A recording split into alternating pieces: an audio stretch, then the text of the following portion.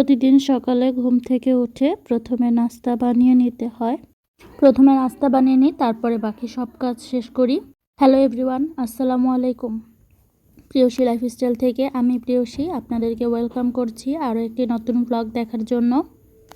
আশা করছি যে যেখান থেকে দেখছেন সবাই ভালো আছেন, সুস্থ আছেন। আলহামদুলিল্লাহ, আমি অনেক ভালো আছি। প্রতিদিনের মতো আজকেও একটি নতুন ব্লগ নিয়ে হাজির হলাম আপনাদের সাথে। সকালে নাস্তা খাওয়ার জন্য রুটি বানিয়ে নিচ্ছি, সাথে আলু ভাজি করেছি। মাঝে মাঝে একটু ঘুম থেকে উঠতে দেরি হয়ে যায়, আর দেরি হলে খুব তাড়াহুড়ো থাকে নাস্তা বানানোর, কারণ সময়ের মধ্যে নাস্তা খাইয়ে ছেলেকে স্কুলে পাঠাতে হবে। এরপরে সকালের নাস্তা খাওয়া শেষ করে ছেলেকে স্কুলে পাঠিয়ে দিয়ে এখন আমি দুপুরে রান্নার জন্য সব কিছু কেটে গুছিয়ে নিচ্ছি। তো আজকে আমি রান্না করব ছোট ইলিশ মাছ।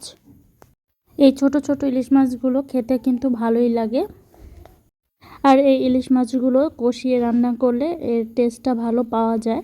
তবে আমাদের বাসায় কেউ ভাজা ছাড়া মাছ খেতে চায় না, তো তাদের জন্য ভেজে রান্না করব, আর আমার জন্য একটা মাছ কষিয়ে রান্না করব। আর আমাদের বাসার সবাই এই মাছটা অনেক বেশি পছন্দ করে, তাই সবসময় আমি এই মাছটা রাখার চেষ্টা করি ঘরে।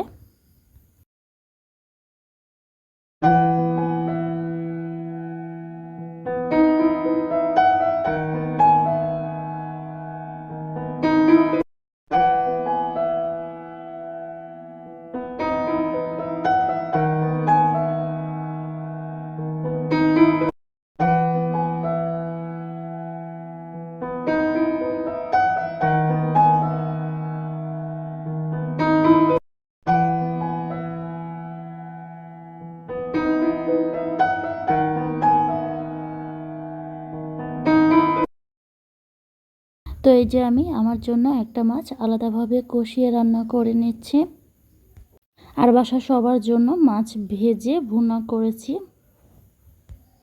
তো এই যে আমি এরপরে লতি রান্না করে নিচ্ছি, আর আমি এই লতিটাকেও ইলিশ মাছ দিয়ে রান্না করেছি। তবে এবার ইলিশ মাছটাকে সিদ্ধ করে এর কাঁটা বেছে এরপরে এই মাছটাকে কষিয়ে লতি দিয়ে রান্না করেছি। আর এরই সাথে আমি পেঁপে ভাজি করে নিচ্ছি, আর এই পেঁপে ভাজিতে একটি নুডলসের মশলা দিয়ে ভাজিটা করলে টেস্টটা একটু ভালো আসে। এবার আমাদের গাছে অনেক পেঁপে ধরেছে, আর এই গাছের পেঁপে খেয়েও শেষ করতে পারছি না।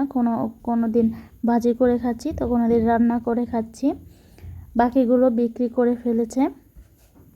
আর আমাদের বাসাটা যেহেতু গ্রাম সাইডে, এখানে পাড়া প্রতিবেশী অনেক, সবারই নিজের বাড়ি। এখানে গ্রামে তো সবারই যার যার এক একটা বাড়ি থাকে, সেটা হোক বিল্ডিং বা টিনের ঘর। তো এখন এখানে টিনের ঘর খুব কমই আছে, সব বিল্ডিং দিয়ে ভরে গেছে। তো যাই হোক, যেটা বলছিলাম, আমাদের গাছে কোনো কিছু হলে, কোনো শাকসবজি অথবা ফলমূল, সেটা আমরা পাড়া প্রতিবেশী সবাইকে দিয়ে খাই। আবার সবার গাছেও কোনো কিছু হলে আমাদেরকে দিয়ে খায়। তাছাড়াও এখানে আমরা সবাই নিজেরাই আত্মীয় স্বজন সবাই একসাথেই আছি। তো যাই হোক, আপনাদের সাথে আজকে অনেক কিছুই শেয়ার করলাম। তো দেখতে দেখতে যদি ভিডিওর কোনো অংশ আপনাদের কাছে একটু হলেও ভালো লেগে যায়, তাহলে প্লিজ একটি লাইক দিয়ে ভিডিওটি কন্টিনিউ করবেন।